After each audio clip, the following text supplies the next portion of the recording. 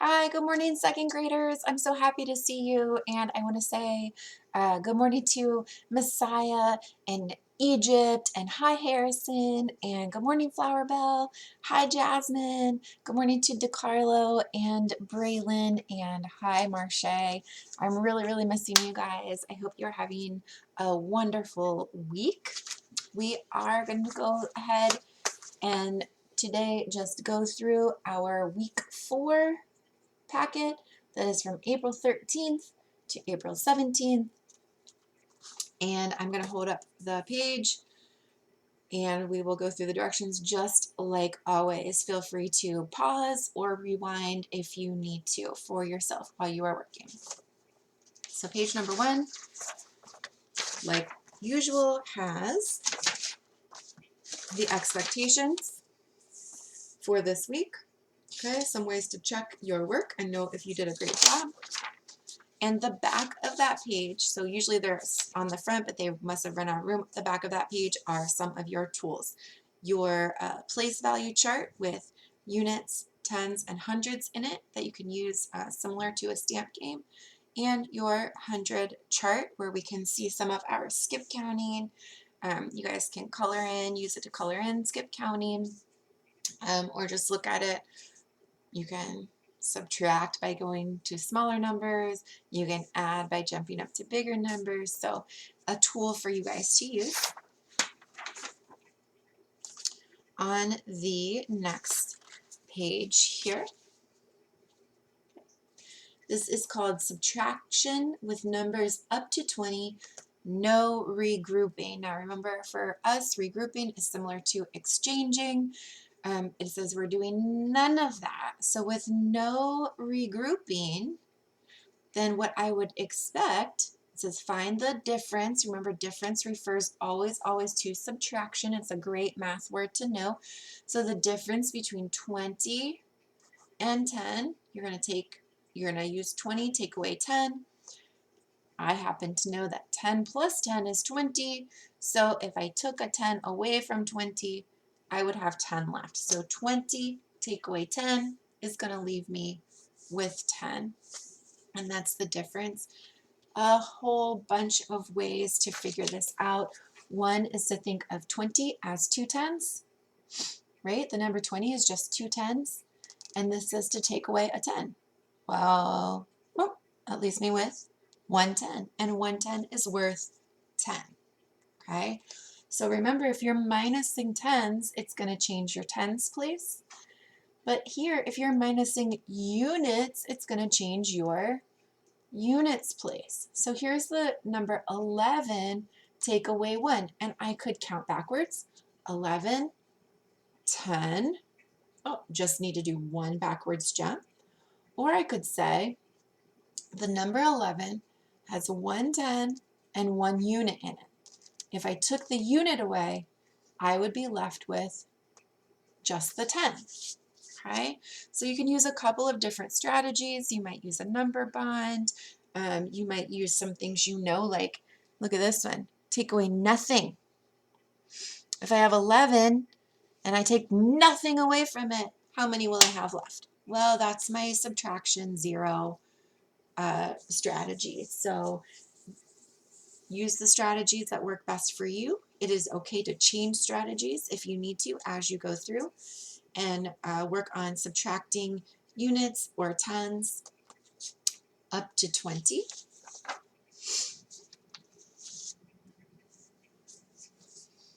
On the back of that page, okay? Now, this says adding a 2-digit number and a 1-digit number, missing addend, no regrouping, okay? Now, this is called an addition worksheet because all of these problems either say, plus something equals something, okay? Or something plus equals something, okay? A couple of them are just straightforward. 79 plus 0 equals, we just talked about 0.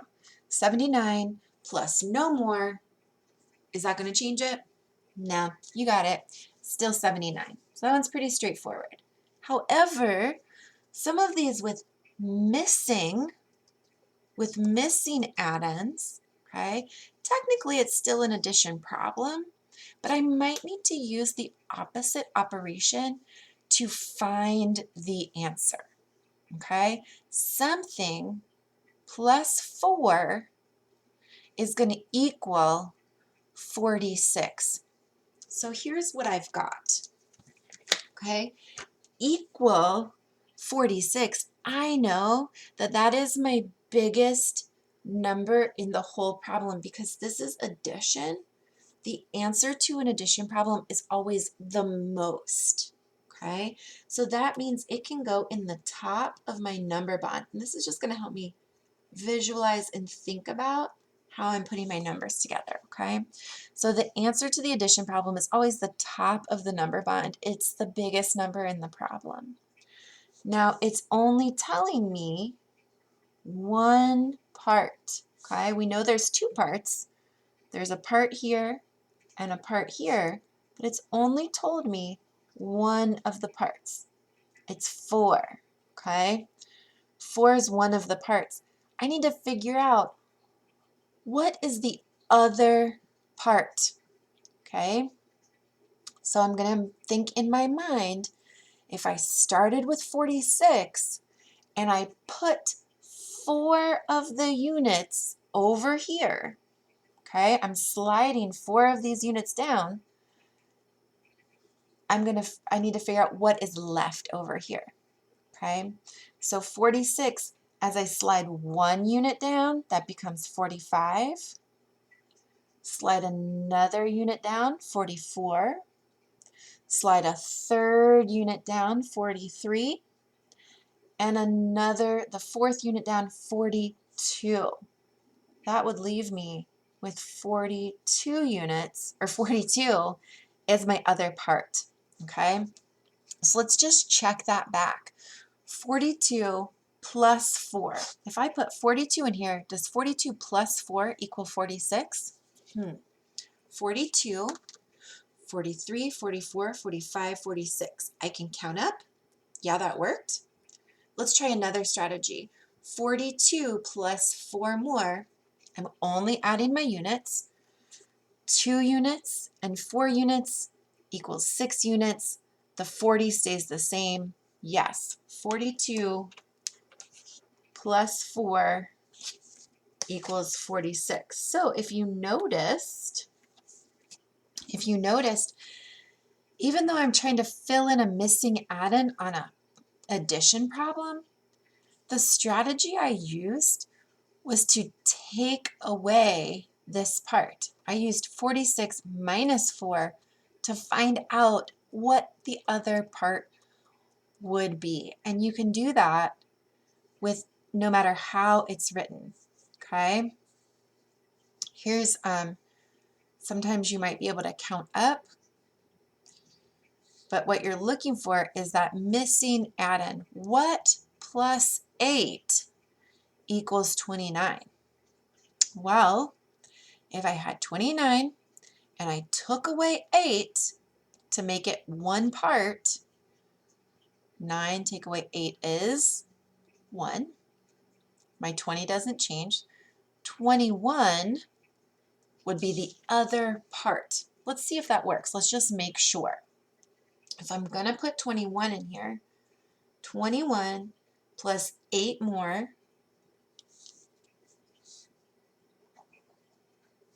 rewrite it like this even, so you guys can see I'm checking my work, okay? To see, does 21 really work? 1 and 8 is 9, 2 and nothing, 2 tenths, 29, yeah. 21 plus 8 equals 29. So I might have to take my whole number and subtract the part I know to find out the part I don't know. I'm always going to check my work back though. So it's similar. They gave us subtraction problems on one side and addition problems on the other, but we might use some of those same subtraction skills to figure out our missing add-in. Take your time with that one. Make sure you take enough time to really think about those problems. dogs.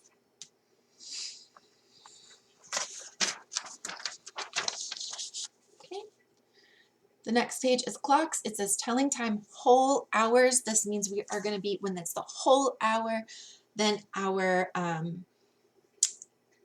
answers are always going to be an o'clock with no minutes on them, okay? Just the whole hour. So it tells us that right here. So that's kind of nice to know. Write the time below each clock. What I like to do when I have clocks, especially if I'm not exactly sure, is have, I'm going to use my red pencil and my blue pencil to mark the hands on my clock first. And this is really important, so be careful when you do this step.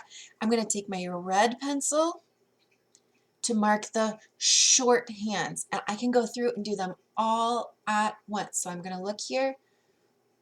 Which one of these hands? This hand down here ends right here before the numbers.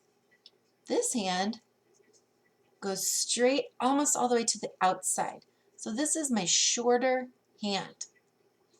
And my shorter hand I'm going to mark with my red pencil. And just so I don't get confused, I'm going to go through and mark all of my short hands with my red pencil. And I'm going to hope that you can see it. I can definitely see it here. I am drawing over the black a little bit, so it's a little bit hard to see, but I've gone through and I've marked all, I just traced all of my short hands with red, okay?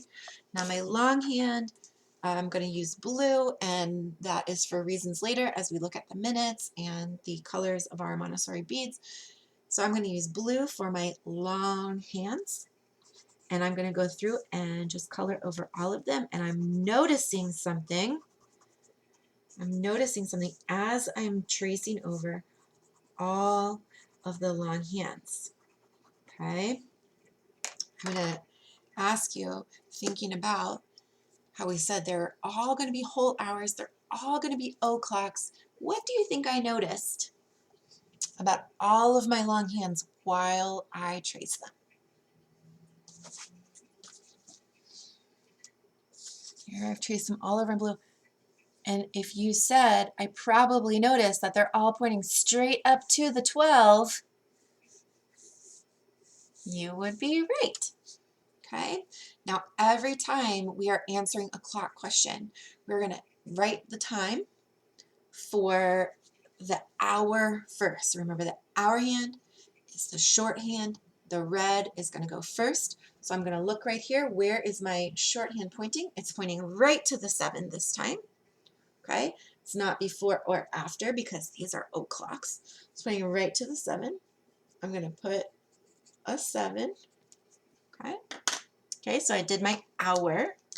These two little dots like to come in and separate the hour from the minute. So I've got a 7 and I've got my two little dots.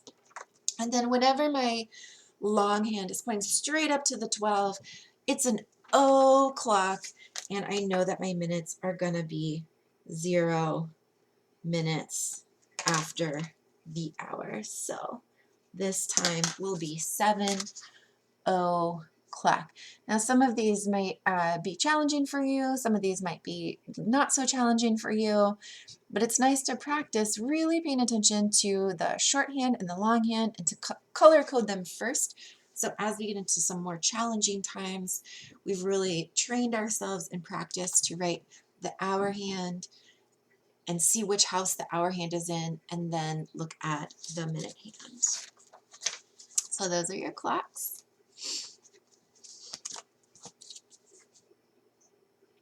The next page is your ELA. This is your reading and writing page. It says read the passage and answer questions. We're not surprised about that.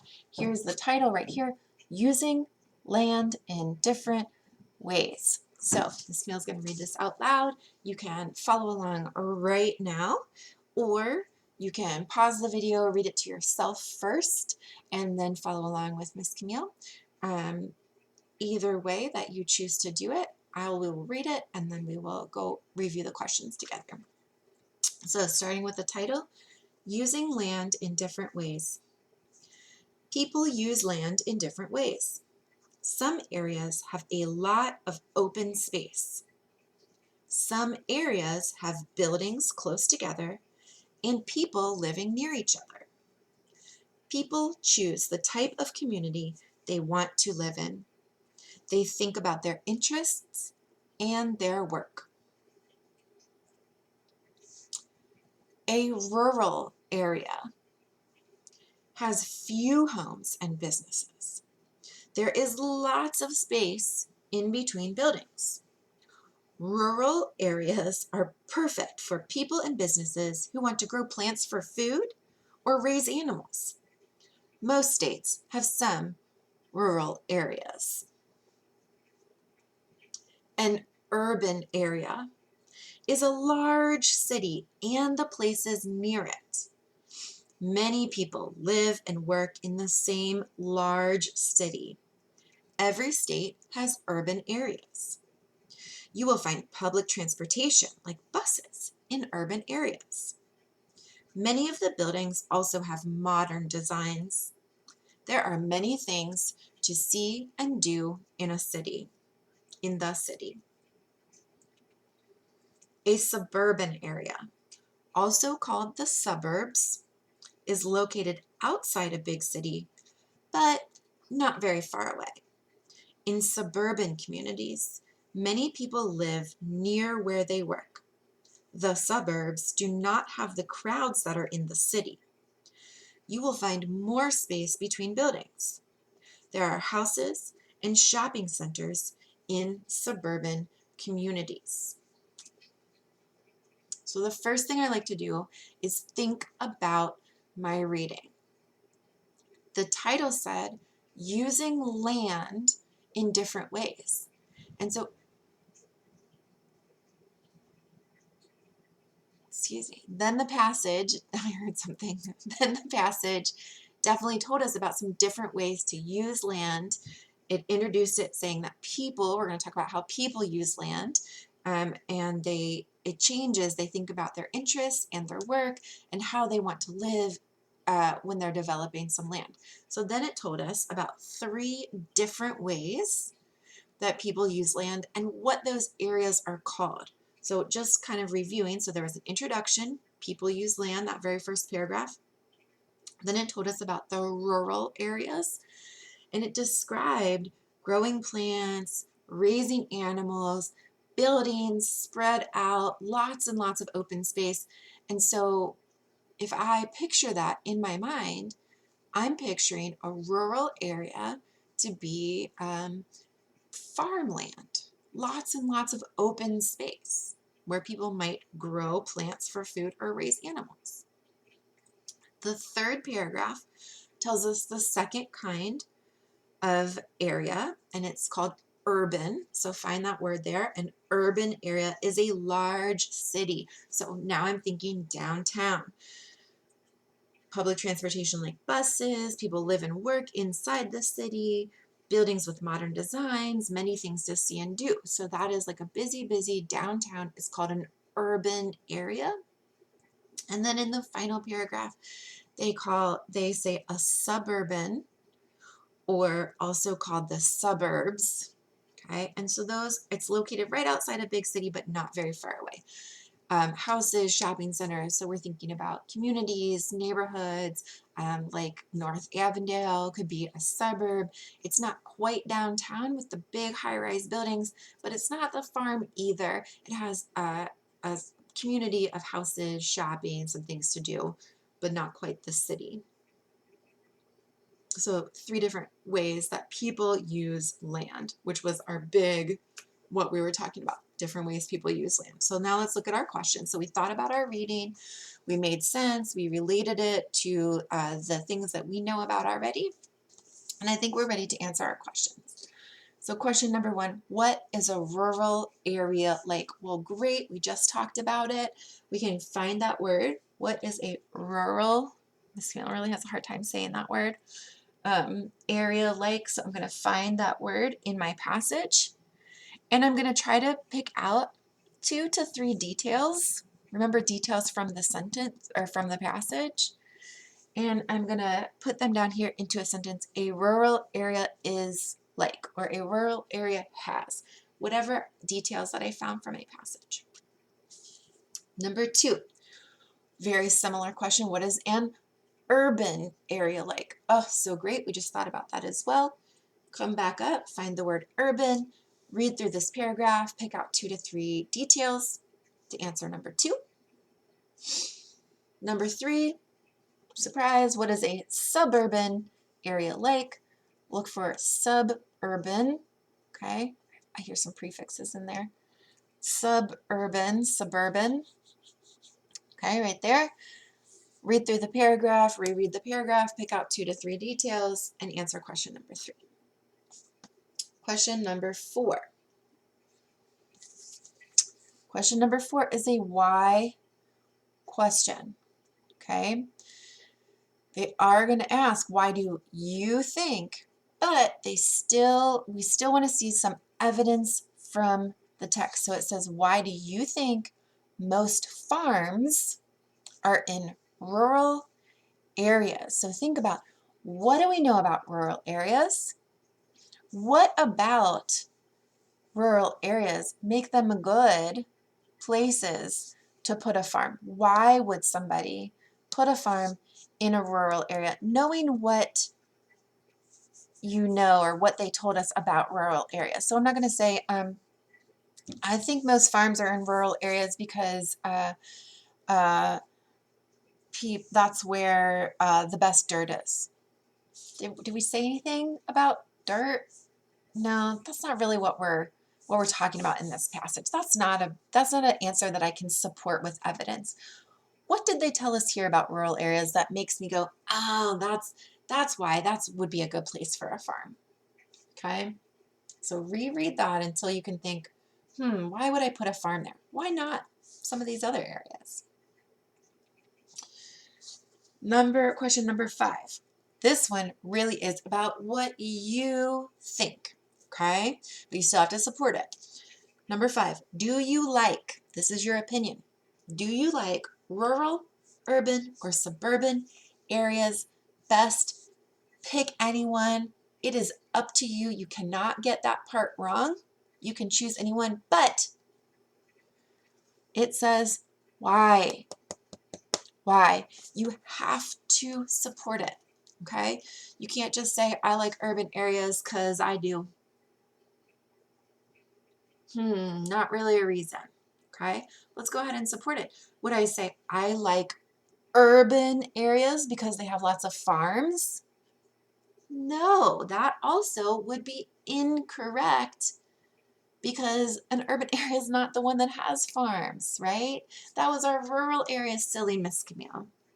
Make sure that your why reason matches, okay? I might say I like an urban area because it says there are many things to see and do in the city. I think that's exciting, and I like an urban area so that I have lots of things to see and do. Okay, that would be a reason that's supported. Do try to think of a different reason from Miss Camille's, but if that's true for you, you can use that. Okay, so at the bottom, learning outcomes, and ask and answer the questions, and demonstrate your understanding of the ideas of the text.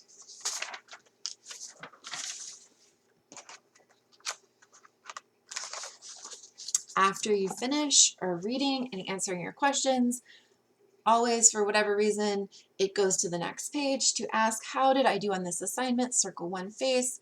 Super, I love my work. Meh, I just did all right.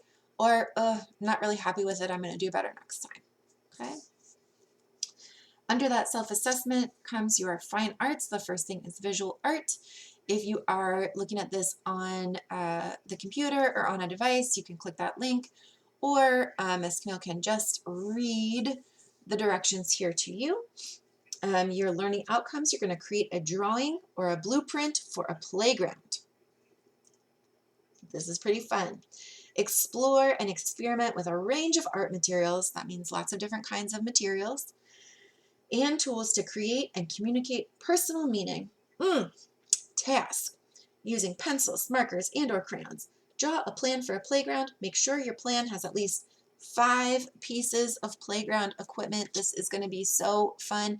Think about your dream playground, what you would like to see in a playground, and design it.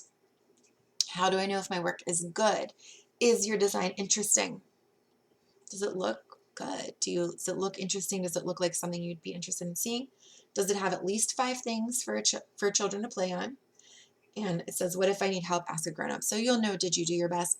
If you would like to send Miss Camille a picture of your playground, I would love to see it. I'm really excited to see your designs.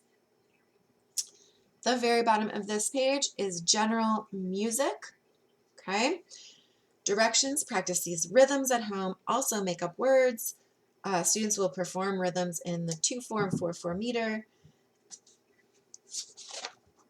And then on the back of this page and onto the next page, okay, there are some rhythms for you to practice with. And it looks to me like all of these are in 4/4, which would be